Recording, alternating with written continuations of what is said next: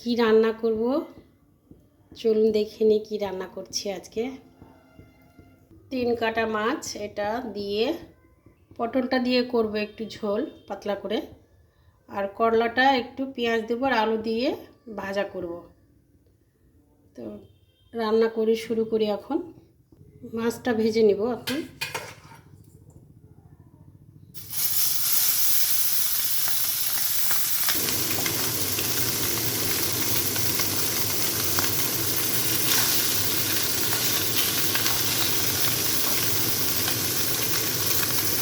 মাছ ভাজাটা হয়ে গেছে মোটামুটি।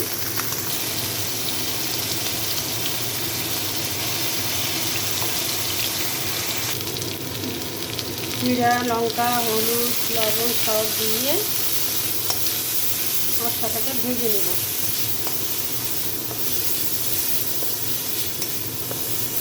তারপরে পটলটা দিয়ে করব। পটলটা কষা হয়ে গেলে জল দিয়ে দেবো। এবার জলটা দিয়ে দিব।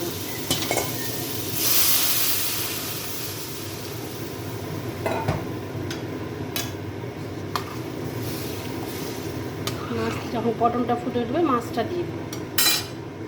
এবার মাছটা দিয়ে দেবো।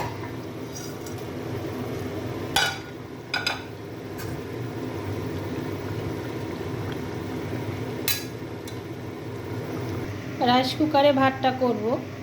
চালটা ধুয়ে এতে দিয়ে দিব। এখন চাল দিয়ে দিয়েছি। এবার সুইচটা অন করব, এটাকে নিচে করে দেব, ঢুকে দিলাম। অটোমেটিক হয়ে যাবে। যখন হয়ে যাবে তখন লাইটটা অফ হয়ে যাবে। এই লাইটটা অফ হয়ে যাবে, ইয়েলো হয়ে যাবে। প্যানটাতে করলা ভাজা দিয়ে দিব।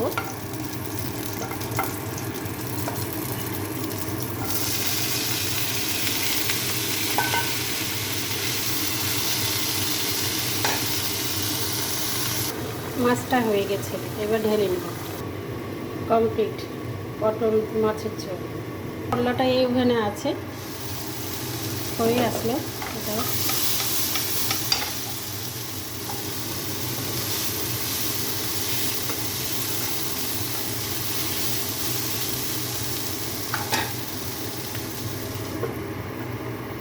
হয়ে যাবে। করলা ভাজা হয়ে গেছে কমপ্লিট।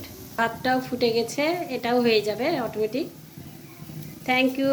সবাই ভালো থাকবেন, সুস্থ থাকবেন। ভালো লাগলে অবশ্যই লাইক কমেন্ট করবেন।